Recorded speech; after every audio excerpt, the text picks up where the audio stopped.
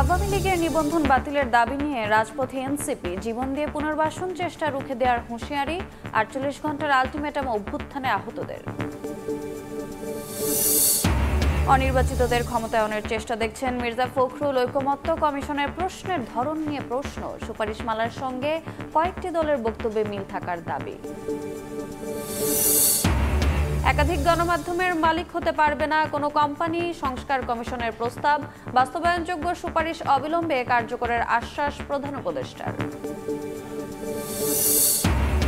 ঈদযাত্রার জন্য প্রস্তুত সড়ক, রেল, নৌপথ, চলবে বিশেষ ট্রেন। সড়কে ফিটনেসবিহীন বাস চলাচল ঠেকাতে অভিযানে বিআরটিএ ও ডিএমপি। গ্যারেজ থেকে মুচলে কাদায়।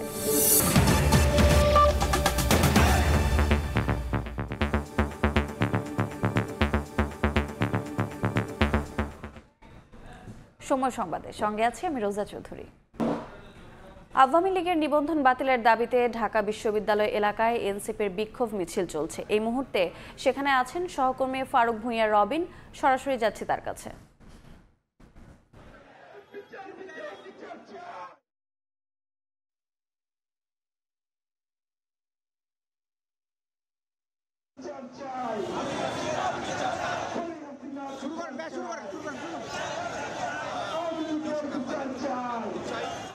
এখন থেকে অল্প কিছু সময় আগে রাজধানী শাহবাগের জাতীয় জাদুঘরের সামনে থেকে যে একটি বিক্ষোভ মিছিল শুরু হয়েছে জাতীয় নাগরিক কমিটির, জাতীয় নাগরিক পার্টির আয়োজনে, এবং মূলত জাতীয় নাগরিক পার্টির ঢাকা মহানগর শাখার আয়োজনে এই সমাবেশ ও বিক্ষোভ মিছিলের আয়োজন করা হয়েছে। এবং এই সমাবেশটিতে মূলত বেশ কয়েকটি বিষয় দাবি করা হয়েছে। একটি হলো আওয়ামী লীগের রাজনৈতিক কার্যক্রম সেটি নিষিদ্ধ করতে হবে, নিবন্ধন বাতিল করতে হবে। সেই দাবিগুলো নিয়ে মূলত এনসিপির বেশ কয়েকজন কেন্দ্রীয় নেতাও সেখানে ছিলেন। বিশেষ করে যদি বলতে যাই আপনাদেরকে, সেখানে এনসিপির সদস্য সচিব আখতার হোসেন এবং এনসিপির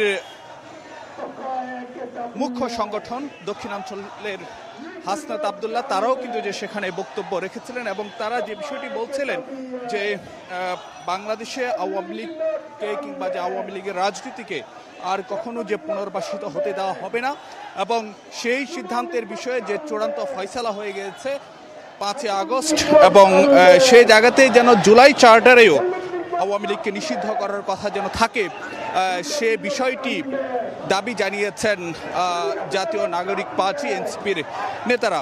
এবং তারা যে কথাটি বলছিলেন, যদি এই ক্ষেত্রে অর্থাৎ তারা যেই দাবি জানাচ্ছেন, অর্থাৎ যে আওয়ামী লীগের রাজনীতি নিষিদ্ধ করা এবং যে আওয়ামী লীগের নিবন্ধন বাতিল করা, সেই দাবির বিরুদ্ধে যদি কেউ দাঁড়ায় বা এই দাবির বাস্তবায়নের ক্ষেত্রে যদি কেউ প্রতিবন্ধক হয়ে দাঁড়ায়, সেক্ষেত্রে তাদের বিরুদ্ধেও এনসিপির অবস্থান থাকবে। সে কথাটি কিন্তু যে এনসিপির নেতারা তারা তাদের যে বক্তব্যে সেটি জানিয়েছেন। এবং এই বিক্ষোভ মিছিল কিন্তু এখন কেন্দ্রীয় শহীদ মিনার কাছাকাছি চলে এসেছে এবং সংগঠনের নেতারা জানিয়েছেন যে তারা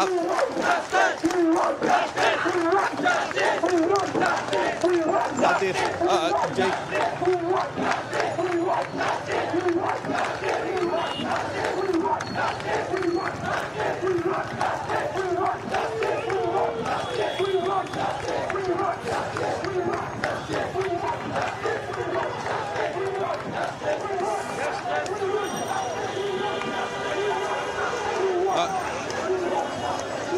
দর্শক, আপনাদেরকে যদি একটু জানাতে চাই যে বিকেল 3:30টার দিকে মূলত রাজধানীর শাহবাগে জাতীয় জাদুঘরের সামনে যে বিক্ষোভ সমাবেশ অনুষ্ঠিত হয়েছিল এবং সেখানে কিন্তু যে কেন্দ্রীয় দলটির যে কেন্দ্রীয় নেতারা সেখানে বক্তব্য রাখছিলেন এবং তারা যে কথাটি বলছিলেন যে আওয়ামী লীগের রাজনীতি নিষিদ্ধ করা এবং যে নিবন্ধন বাতিল করা সহ তারা যে দাবিগুলো জানিয়ে আসছিলেন, সেই দাবিগুলো যেন অবিলম্বে পূরণ করা হয় এবং যে আওয়ামী লীগ নিবন্ধন বাতিলের জন্য যদি সরকার কোনো ধরনের উদ্যোগ না নেয় বা বিচারের বিষয়ে যে কোনো ধরনের যদি উদ্যোগ না নেওয়া হয়, তাহলে তারা কিন্তু আবারও রাজপথে নামবেন এবং যে রাজপথে তাদের যে কর্মসূচি সেটি অব্যাহত থাকবে।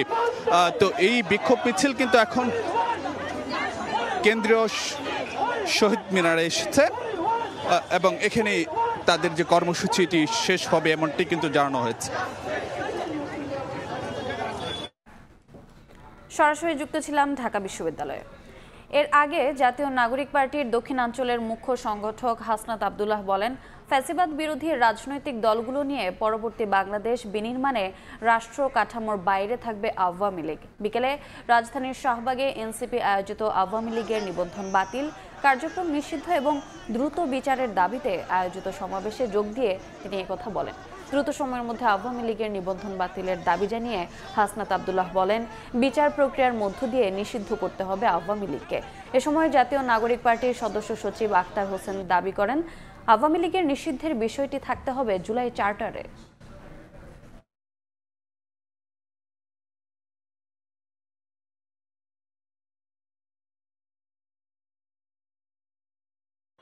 পরবর্তী বাংলাদেশ হবে, next Bangladesh is without Awami League. পরবর্তী বাংলাদেশ বিনির্মাণ হবে, যারা ফ্যাসিবাদ বিরোধী যে রাজনৈতিক দলগুলি রয়েছে, আমাদের বিভিন্ন বিষয় মত পার্থক্য হবে, আমাদের পলিসির জায়গা থেকে ডিসকাশন হবে, আমাদের ডায়লগ হবে, এগ্রিমেন্ট হবে, ডিসএগ্রিমেন্ট হবে, আমাদের সব হবে আওয়ামী লীগকে রাষ্ট্র কাঠামোর বাইরে রেখে। হাজারো মানুষের জীবন আর রাজপথ ভরা রক্তের মধ্য দিয়ে ওই খুনি ফ্যাসিস্ট আওয়ামী লীগের বিদায় হয়েছে। আমাদের পুনর্জন্ম হতে পারে, কিন্তু আওয়ামী লীগের পুনর্বাসন আমরা হতে দেব না।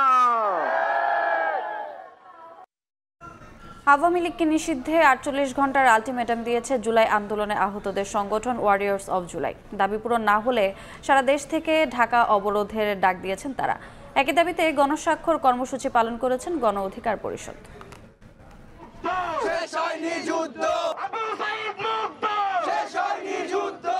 জুলাইয়ের সেই স্লোগান নিয়ে আবারও রাজু ভাস্কর্যের পাদদেশে অভ্যুত্থানে আহতরা। এবারের দাবি সে সময়ে ক্ষমতায় টিকে থাকতে গণহত্যা চালানো আওয়ামী লীগকে নিষিদ্ধ করা। জুলাই আন্দোলন কেবল নির্বাচনের জন্য হয়নি উল্লেখ করে ওয়ারিয়র্স অফ জুলাইয়ের নেতারা বলেন, তাদেরকে সাধারণ জীবনে ফিরিয়ে না দিয়ে আওয়ামী লীগের পুনর্বাসন এদেশে করতে দেওয়া হবে না। আওয়ামী লীগকে নিষিদ্ধ ধরনের ঘোষণা কিংবা সিদ্ধান্ত না নেওয়া হয়, তাহলে আমরা আগামী 48 ঘন্টা পর শহীদ মিনারে আমরা যারা জুলাই যুদ্ধে শহীদ পরিবার আছি, আমরা গণজমায়েত হব। রাজুতে সমাবেশ করে বিক্ষোভ মিছিল নিয়ে কেন্দ্রীয় শহীদ মিনারে গিয়ে নিজেদের কর্মসূচি শেষ করেন ওয়ারিয়র্স অফ জুলাইয়ের নেতাকর্মীরা। একই দাবিতে মাসব্যাপী গণসংযোগ কর্মসূচি শুরু করেছে ইনকিলাব মঞ্চ।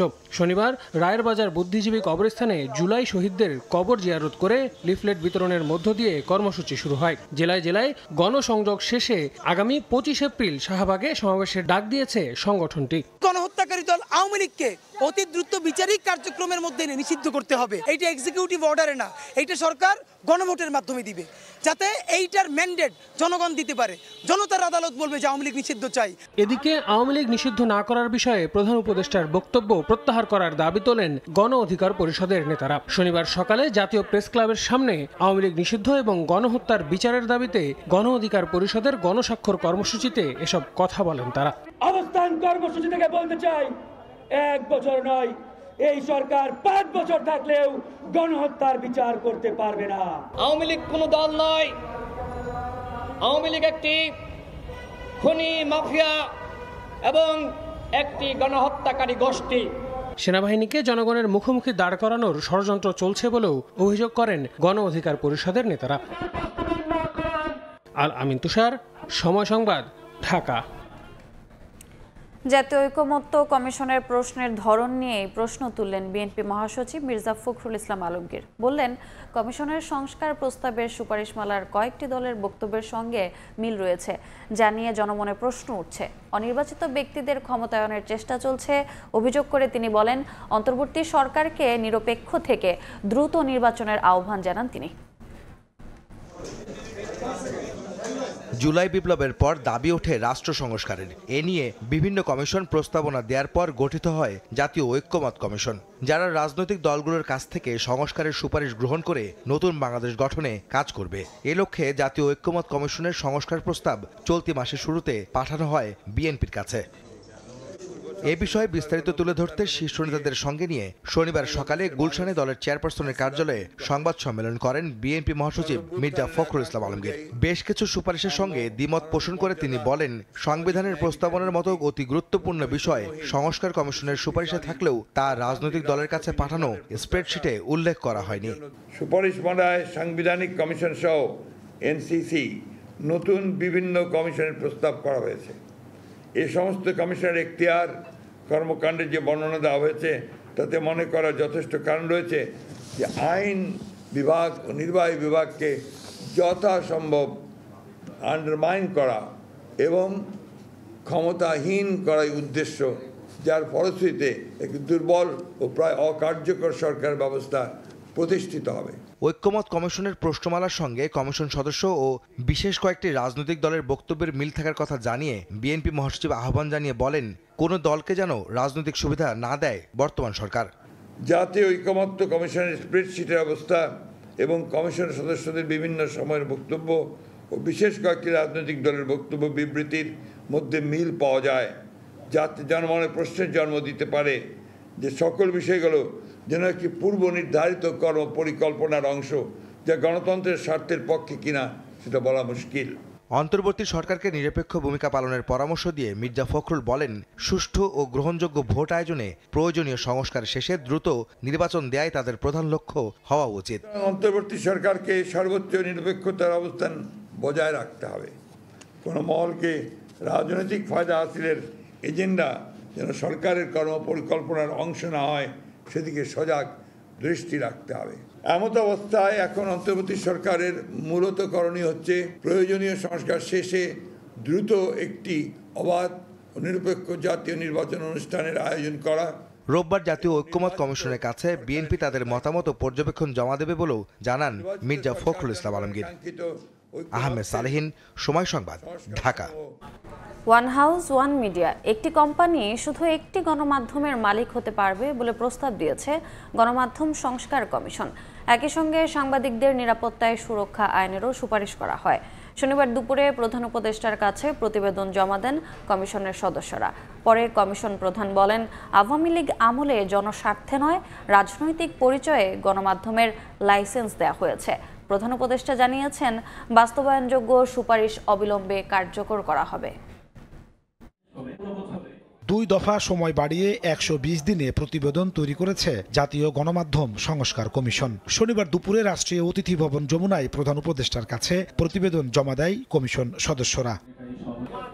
এরপর সেখানে এক সংক্ষিপ্ত পর্যালোচনা তুলে ধরা হয়। প্রধান উপদেষ্টা তা মনোযোগ দিয়ে শোনেন। এ সময় যেগুলো দ্রুত বাস্তবায়ন সম্ভব তা কার্যকরের আশ্বাস দেন ডক্টর মোহাম্মদ ইউনূস। স্বার্থের কোনো বিষয় ছিল না।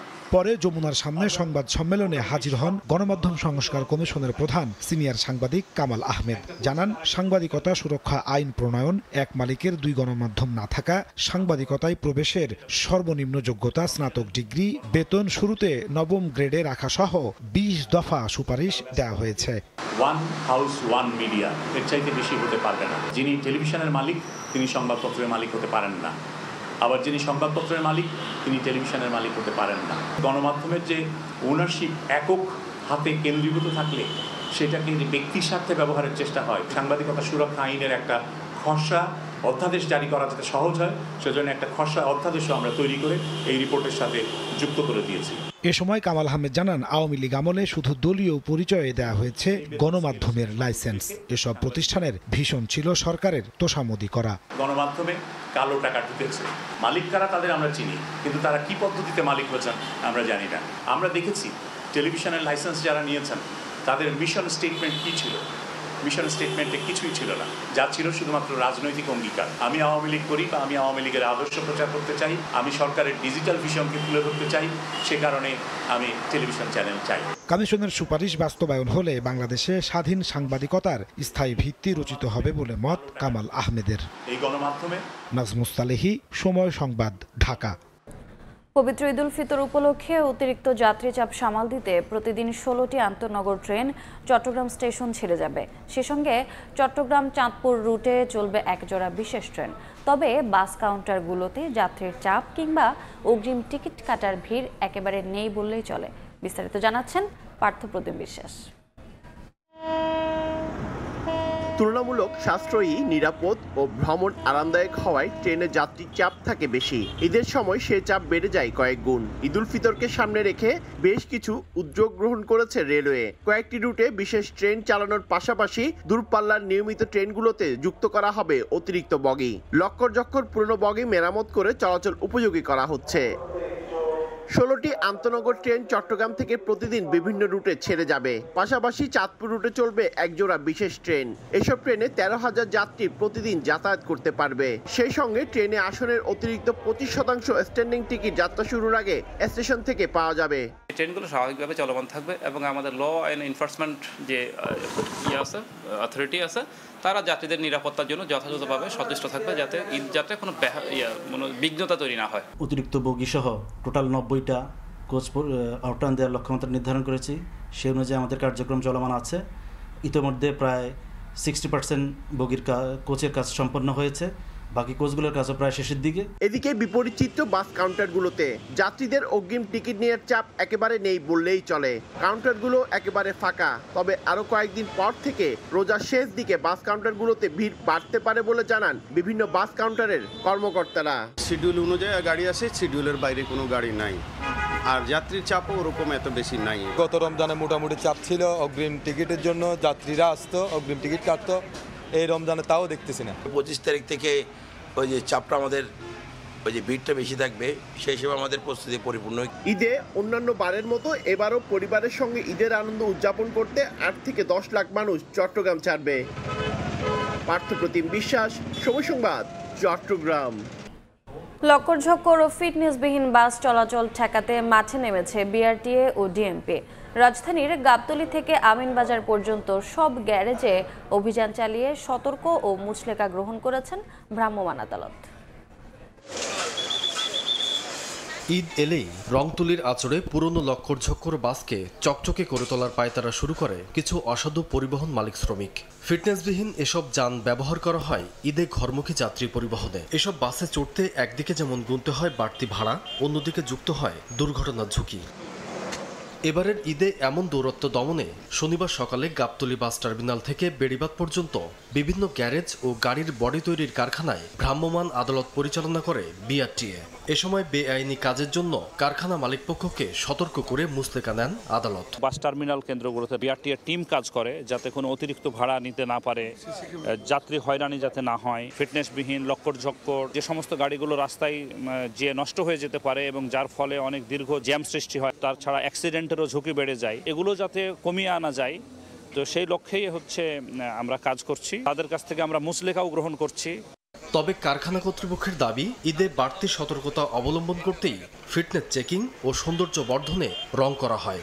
ঈদ আসলে একটু রং চং করে, ডেকোরেশনের কাজ একটু করে সৌন্দর্যের জন্য। এইটার মানে এটা না যে এটারই নাই, মডেল নাই বা ফিটনেস নাই। বলছে যে ট্রেড লাইসেন্সটা করতে আর এসব গাড়ি যেন এখানে না নামাই। ঈদযাত্রায় ঝুঁকি নিরসন ও নিরাপত্তা নিশ্চিতে নিয়মিত অভিযান ও টহল বলবৎ থাকবে বলে জানিয়েছে পুলিশ। খারাপ গাড়িগুলো রাস্তায় নামানোর চেষ্টা করে থাকে, সেটা যেন না হতে পারে এই জন্য আমরা ওয়ার্কশপে আমাদের যেসব মালিকেরা আছে, বাস মালিকেরা থাকছে, তাদেরকে আমরা সচেতন করছি, সতর্ক করছি যাতে এই ধরনের কাজ থেকে তারা বিরত থাকে। প্রচুর পরিমাণে টহল টিম, পেট্রোল টিম আমাদের নিয়োজিত করা হয়েছে। চেকপোস্ট আমরা রাখছি রাতে এবং দিনে। সড়কপথে এবার ঈদযাত্রা শুরু হবে আগামী 24 তারিখ থেকে। আমান নবী, সময় সংবাদ, ঢাকা। বাইং হাউস ও আবাসন ব্যবসার আড়ালে চলত মাদকের কারবার। টেকনাফ থেকে বিলাসবহুল গাড়িতে করে ইয়াবা এনে সরবরাহ করা হতো ঢাকার অভিজাত এলাকায়। রাজধানীর হাতিরঝিল এলাকা থেকে স্বামী স্ত্রী সহ 4 জনকে গ্রেফতারের পর মিলেছে এমন তথ্য। শনিবার দুপুরে মাদকদ্রব্য নিয়ন্ত্রণ অধিদপ্তরের সংবাদ সম্মেলনে জানানো হয়, সাম্প্রতিক সময়ে এটি সবচেয়ে বড় ইয়াবার চালান। জব্দকৃত মাদকের আনুমানিক বাজার মূল্য 5 কোটি টাকা। অধিদপ্তর তাদের উপর কড়া নজরদারি রাখলেও তাদের সুচতুর কৌশলের কারণে তারা আইন প্রয়োগকারী সংস্থার নিকট ধরাছোঁয়ার বাইরে ছিল। পরবর্তীতে আমরা তাদেরকে জিজ্ঞাসাবাদ করে জানতে পারি যে তারা প্রতি মাসে এইরকম একটি চালান দিত, কিন্তু বিভিন্নভাবে কৌশল চেঞ্জ করার কারণে আমরা হয়তো ট্রেস করতে পারি নাই। এই অভিযানে ঢাকা মেট্রো এলাকার আসামিদের গাড়িটি প্রায় 7 কিলোমিটার আমরা ধাওয়া করে আটক করি। তাদের গাড়ি তল্লাশি করে প্রথমে আমরা গাড়িতে কিছুই পাই নাই। গোয়েন্দা সূত্রে বারবার নিশ্চিত করার পর প্যানেলে ঝালাই করা অংশটি আমরা খুলে দেখতে পাই এবং খুলে বিপুল ইয়াবা 1,60,000 পিস আমরা উদ্ধার করি। এ ঘটনায় জড়িত এক দম্পতি সহ 4 জনকে গ্রেফতার করা হয়েছে। বাইং হাউস ও আবাসন ব্যবসার আড়ালে টেকনাফ থেকে বিলাসবহুল গাড়িতে করে ইয়াবা এনে ঢাকার অভিজাত এলাকায় সরবরাহ করতেন তারা। ঈদ উপলক্ষে যে মাদকের একটা ছড়াছড়ি হয় সেটা আপনারা জানেন, যুব সমাজের মাঝে তারা এই সময়টাকে আনন্দ উৎসবের করে, তার সাথে ইয়াবা সেবীদেরও একটা মহোৎসব শুরু হয়। এই জন্য তারা এই সময়টাকে বেছে নিয়েছে। এটার সাথে আরও রুট কোথায় কোথায় আছে এবং তারা কোথায় কোথায় কার কার কাছে এগুলো সাপ্লাই করে, এটা আমাদের তদন্ত পর্যায়ে আশা করি উঠে আসবে। গ্রেফতারকৃতরা মানি লন্ডারিং এর সঙ্গে জড়িত কিনা সে বিষয়ে তদন্ত চলছে বলে জানিয়েছে অধিদপ্তর। তাসনিয়া নিশাত, মিম, সময় সংবাদ, ঢাকা। চট্টগ্রামে বন্য হাতির আক্রমণে 7 মাস বয়সী এক শিশু মারা গেছে। হাতিটি সুর দিয়ে শিশুটিকে টেনে তুলে আছড়ে ফেলে দেয়। শুক্রবার রাত 2টার দিকে কর্ণফুলী উপজেলার জমাদারপাড়ায় এই ঘটনা ঘটে। হাতির আক্রমণের সময় শিশুটি একটি ঘরে ঘুমিয়েছিল। এ সময় ঘরটিও ভেঙে ফেলে হাতিটি। আহত হন শিশুটির মা খাজিমা বেগম। হাতিটি চলে গেলে স্থানীয়রা খাজিমাকে উদ্ধার করে চট্টগ্রাম মেডিকেলে ভর্তি করেন। এলাকাটিতে হাতির আক্রমণ রোধে ব্যবস্থা নেওয়ার দাবি জানিয়েছেন স্থানীয়রা। ছুটির দিনে সকাল থেকে চলছে জমজমাট ঈদ কেনাকাটা। রাজধানীর মার্কেট, শপিং মলগুলোতে এখন ক্রেতার উপচে পড়া ভিড়। সাধ্যের মধ্যে খুঁজে নিচ্ছেন পছন্দের পোশাক প্রসাধনী।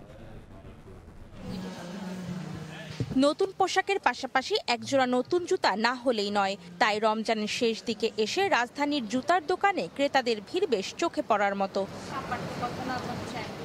এবারে মেয়েদের পছন্দের তালিকায় রয়েছে হাই হিল। অনেকেই আবার বেছে নিচ্ছেন ফ্যান্সি ধরনের জুতা। ফ্যান্সি টাইপসের যেগুলো ঈদের ড্রেসের সাথে পরা যায় ওই ধরনের জুতাই পছন্দ করছি। হিলটাই নিতে চাচ্ছি, সামনে হচ্ছে বিয়ের দাওয়াত আছে অনেকগুলো।